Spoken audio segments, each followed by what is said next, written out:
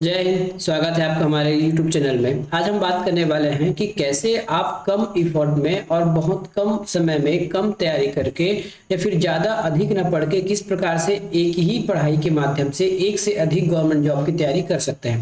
हाल ही में आपको पता है लगभग 5 सरकारी नौकरियां अपकमिंग है। ठीक है, उसमें से 4 की वैकेंसी आ चुकी है जिसको फॉर्म भराया जा चुका है।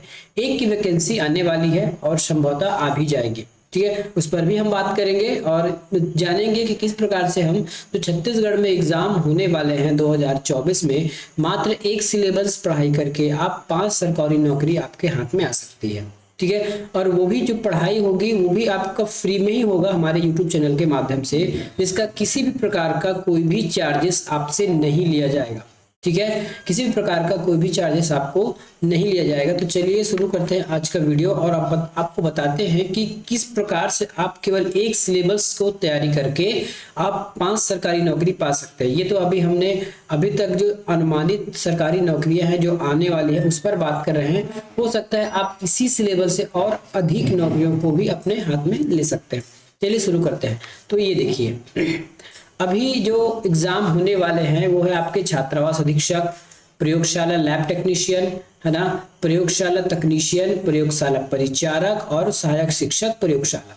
इतने एग्जाम अपकमिंग है। इसमें से केवल प्रयोगशाला सहायक का फॉर्म भराया नहीं है, बाकी का भरा चुका है या फिर बाकी की अभी डेट्स मेरे ख्याल से एक प्रयोगशाला लैब है, प्रयोगशाला तकनीशियन और परिचारक का तो डेट निकल चुका है। बाकी अधीक्षक का भी 30 मार्च तक शायद संभवतः है। तो आप वहां से यदि आपने फॉर्म नहीं भरा है तो आज 26 तारीख है, आप फॉर्म भर लीजिएगा छात्रावास अधीक्षक का।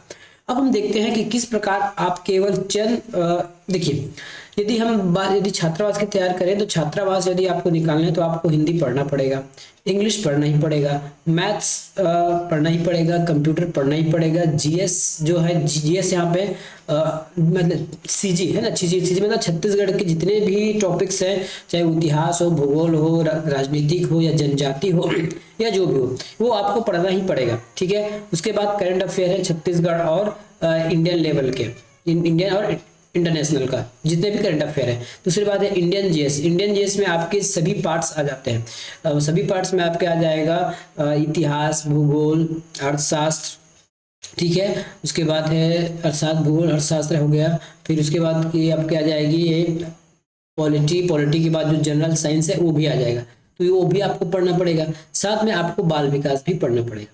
ठीक है, और ये जो मैंने स्पेशल फिजिक्स और स्पेशल केमिस्ट्री लिखा है, ये केवल स्पेशल फिजिक्स केमिस्ट्री भी आपको पढ़ना पड़ेगा। ठीक है, तो मेरा कहने का मतलब ये है, यदि आप छात्रावास अधीक्षक की तैयारी करते हैं तो हिंदी को बहुत डीप में पढ़िए, है ना। ऐसा नहीं कि केवल आप एमसीक्यू बनाए और आपका काम हो गया। देखिए, एमसीक्यू बनाने से हो सकता है आपका छात्रावास अधीक्षक निकल जाए, लेकिन यदि आपको और एग्जाम इसमें कवर करने हैं तो हिंदी को थोड़ा सा डीप में पढ़ेंगे ना, तो 15 नंबर के आपके प्रयोगशाला, है ना, सहायक शिक्षक प्रयोगशाला का प्रश्न आने वाला है। कितने नंबर का? 15 नंबर का हिंदी।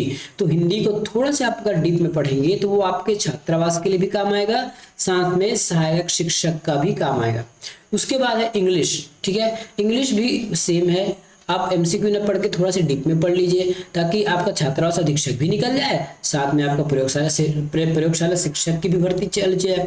साथ में मैथ्स की है। मैथ्स की तैयारी के लिए अभी तो फिलहाल कोई एग्जाम नहीं है, लेकिन इसके अतिरिक्त यदि कोई भी एग्जाम आता है, ठीक है, एडीओ और छात्रावास को छोड़कर यदि जो भी एग्जाम आएगा उसमें भी देखिए, मैथ्स यदि आपका कोई साइंस बैकग्राउंड हो, चलिए आपको कोई टीचर का भी एग्जाम होगा ना आने वाला, मैं तो केवल यहाँ पे प्रयोगशाला लिखा हूँ, साथ में शिक्षक की भी जो भर्ती होगी उसमें भी कहीं ना कहीं मैथ्स पूछा जाएगा। और अभी अपकमिंग जो टेट का एग्जाम है, जो आपके क्वालिफिकेशन वाले एग्जाम है, उसमें भी मैथ्स पूछा जाएगा।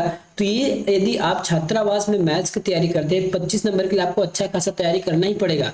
ऊपर पढ़ने से आपका काम नहीं निकलने वाला है, डीपली पढ़ना पड़ेगा। पिछले 10 साल का क्वेश्चन सॉल्व कीजिए। ठीक है, और देखिए, ट्रिक नाम की कोई चीज नहीं होती। जैसे ही आप मैथ्स बनाते जाते हैं तो आपके अंदर एक इतनी एबिलिटी आ जाती है कि आप बिना पेन उठाए किसी चीज को सॉल्व कर सकते हो। उसी को ट्रिक कहा जाता है। ठीक है, और संभवतः कुछ ट्रिक ऐसी होती है जो आपको याद करना ही होता है, उसको हम ट्रिक नहीं मानते।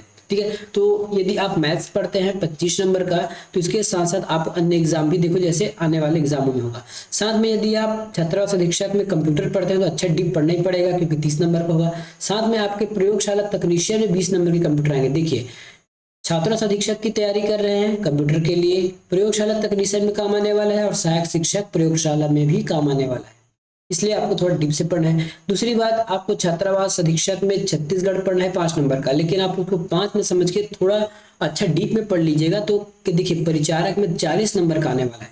यदि आप क्या आप सोच के देखिए, यदि आप क्या 40 नंबर की तैयारी करेंगे तो इसमें क्या 5 नंबर कवर नहीं होगा? बिल्कुल होगा, है ना। तो ऐसा आप ना एक चार्ट बना लीजिए या फिर इसी को स्क्रीनशॉट मार के रखिए, जो ज्यादा अधिक नंबर उसके हिसाब से तैयारी कीजिए। उसके बाद जो नीचे वाले जो नंबर है, जैसे यहाँ पे 20 नंबर का है, यहाँ पे 5 नंबर का है, ये भी आपको ऑटोमेटिक कवर करके दे देगा।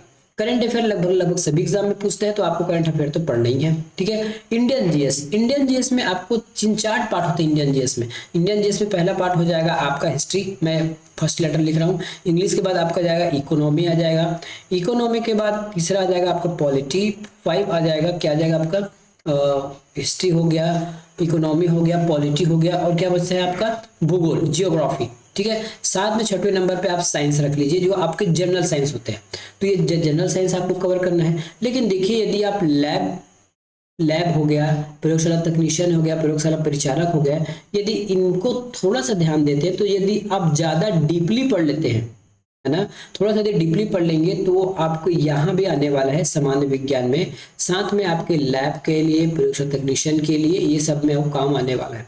इन शॉर्ट ये कहा जाए तो आपको डीप में क्या क्या पढ़ना है, तो डीप में जितना भी इसमें लिखा गया है ना, वो सब आपको डीप में पढ़ना है। डीप मतलब आपको ऊपरी ऊपर केवल एमसीक्यू सॉल्व करके निकल जाना है। हिंदी यदि आपने डीप में पढ़ा तो आपके पूरे जितने भी व्यापम के एग्जाम है या फिर पीएससी के एग्जाम है वो आपको कवर हो जाएंगे। इंग्लिश पढ़ेंगे डीप में तो भी पूरे एग्जाम कवर हो जाते हैं। मैथ, कंप्यूटर, जीके मतलब छत्तीसगढ़ जीएस, इंडियन जीएस, ठीक है।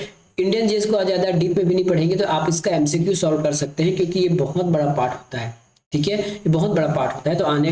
तो पिछले 10 साल का क्वेश्चन कर लीजिए जो क्वेश्चन पेपर में पूछा जाता है, साथ में जो इतने एसएससी या रेलवे के जो वन लाइनर एग्जाम है उसको पढ़ लीजिए, तो ये आपके करंट अफेयर कंप्लीट हो जाते हैं आपके इंडियन जीएस।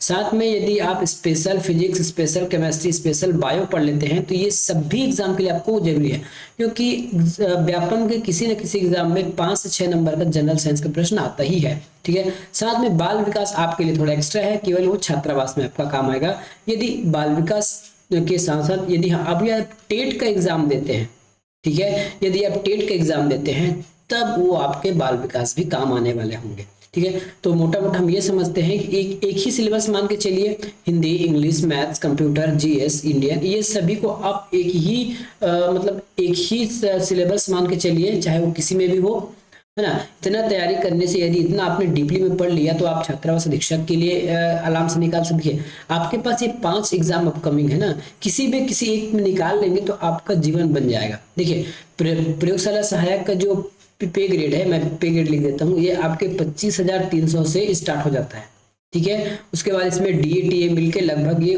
39-40 हजार के आसपास जाएगा आपका वेतन। देखिए, बिना मतलब कटौती के बाद लगभग आप 36 से 37 हजार आपके जेब में आने वाला है। सेम रैंक है लगभग आपके पास छात्रावास अधीक्षक का, सेम रैंक है। बाकी जो प्रयोगशाला परिचारक है इसका रैंक बहुत कम है, ये 18,300 के समथिंग है, 18,500 से स्टार्ट है। उसी प्रकार ये जो लैब टेक्नीशियन, इसमें 8 या 4 पद निकाला गया है, ये उनके लिए है, ठीक है। तो इसमें पद कम है, लेकिन आप चाहो तो इसको भी एक बार ट्राई कर सकते हो। ट्राई इसलिए करना है क्योंकि सिलेबस सेम है। जो सिलेबस आप तकनीशियन के लिए उपयोग कर रहे हैं, परिचारक के लिए पढ़ रहे हैं, प्रयोगशाला के लिए पढ़ रहे हैं, और जो छात्र अधीक्षक के लिए पढ़ रहे हैं वही तो सेम है। तो एग्जाम दिलाने में क्या हर्ज है, तो एग्जाम दिला लीजिएगा, ठीक है। तो इस प्रकार से आपको ना कम तैयारी में बहुत सारी चीजें आपको निकल जाएगी। बस पढ़ने का तरीका आपके पास होना चाहिए इस प्रकार का ना, आप किसी पेपर में लिख लीजिए या फिर आप दीवार में चिपका लीजिए। आपको हमेशा याद रहना चाहिए कि मैं जो भी चीज पढ़ूँ वो डीप पढ़ूं, ताकि आपको कहीं से भी दिक्कतें ना हो। अब रही बात फ्री क्लास की, तो ये जितने भी आपको क्लास दिखाई दे रहे हैं, हिंदी, इंग्लिश, मैथ्स, देखिए है ना, ये सभी आपको हमारे चैनल पर फ्री में पढ़ाई जाएगी। ठीक है, इसमें से फिलहाल कौन सा चल रहा है, तो कंप्यूटर तो चल ही रहा है, मैथ भी चल ही रहा है, छत्तीसगढ़ का जीएस चल ही रहा है, ये तो खत्म बंद नहीं हुआ है। साथ में जो फिजिक्स केमिस्ट्री बायो है, अभी फिलहाल फिजिक्स चल रहा है आपको सहायक शिक्षक प्रयोगशाला के नाम से, ये भी बहुत डीपली में चल रहा है ना। अब कैसे कैसे पढ़ाएंगे इस पर देख लीजिएगा, है ना। यदि हम फ्री क्लास पढ़ाते हैं तो आपको कैसे पढ़ाएंगे, तो हिंदी आपका कंप्लीट डीपली आने वाला है। ठीक है, कंप्लीट डीपली रहेगा ये। उसके बाद जो इंग्लिश है, कंप्लीट डीपली तो नहीं कह सकते, लेकिन पिछले 10-12 साल का प्रश्न आपको बिल्कुल डिटेल में बताया जाएगा, कहीं भी आपको नहीं छूटेगा, और जहां आवश्यकता होगा उसका सिद्धांत बताते हुए हम इसको पढ़ाएंगे। मैथ्स आपका बहुत डीपली चलेगा, मतलब ये पूरे फाउंडेशन कोर्स के हिसाब से चल रहा है, कंप्यूटर भी फाउंडेशन कोर्स के हिसाब से चल रहा है, छत्तीसगढ़ भी बहुत बेसिक से चल रहा है। ठीक है, ये हो गया। बाकी ये जो स्पेशल फिजिक्स केमिस्ट्री बायो है, ये तो आपके बहुत बेसिक से चलने वाले हैं। साथ में एनसीईआरटी के बुक से चल रहा है, ये एनसीईआरटी के बुक से पढ़ाने वाले हैं। यदि यदि अब छत्तीसगढ़ के एग्जाम की बात की करें तो लगभग एनसीईआरटी की ही पैटर्न अब सब में चलने वाला है। फिर भी जो 9-10 का जो बुक है जो छत्तीसगढ़ सरकार चलाती है, उस बुक से भी हम पढ़ा देंगे, लेकिन दोनों का कंटेंट सेम रहता है, ज्यादा कुछ उसमें अंतर रहता नहीं है। ठीक है, तो हम एनसीईआरटी और एससीईआरटी दोनों को मिला के पढ़ाने वाले हैं। ठीक है, रही बात बाल विकास की, तो बाल विकास का मैं केवल और केवल एमसीक्यू चलाऊंगा, इसका बेसिक क्लास नहीं आएगा, है ना। इसका एमसीक्यू आएगा, और एमसीक्यू में अब 10 में से 6-7 नंबर आप बना के आराम से आ जाओगे। तो इस प्रकार से यदि आपको फ्री में तैयारी करना है हमारे साथ बैठकर, तो जरूर आप फ्री में हमारे साथ मिलकर तैयारी कीजिए। आपको किसी भी प्रकार का एक पैसा देने की आवश्यकता नहीं होगा, और इस 4-5 एग्जाम में एक एग्जाम तो पक्का आपके हाथ में आ ही जाएगा। ठीक है, तो आज हम इसीलिए आपके पास उपस्थित हुए थे कि आपको पढ़ना कैसे, बस ये बताना था। और ज़्यादा अच्छा है कि इस चार्ट को आप कहीं भी प्रिंट करा लीजिए या किसी बोर्ड पे लिख लीजिए जहां पढ़ते हो, ताकि आपको याद रहे कि आपको पढ़ना क्या क्या है और कौन सेक्शन से कितने नंबर के प्रश्न पूछने की संभावनाएं रहेगी। ये जो लास्ट वाला है ना, हमारे पास ये 2019 के सिलेबस के आधार पर इसको लिखा गया है। हो सकता है इसका विज्ञापन आए तो इसका अंक ऊपर नीचे या फिर यही रहे सेम यथावत, इसमें फिलहाल कुछ नहीं कहा जा सकता, लेकिन सिलेबस लगभग यही रहेंगे जैव कथ्य। ठीक है, तो मिलेंगे अगले वीडियो में। और यदि फ्री चैनल आपको फ्री पढ़ना है तो आप हमारे चैनल के साथ बने रहिए, चैनल को सब्सक्राइब और वीडियो को लाइक कीजिएगा। मिलेंगे अगले सेशन में, धन्यवाद।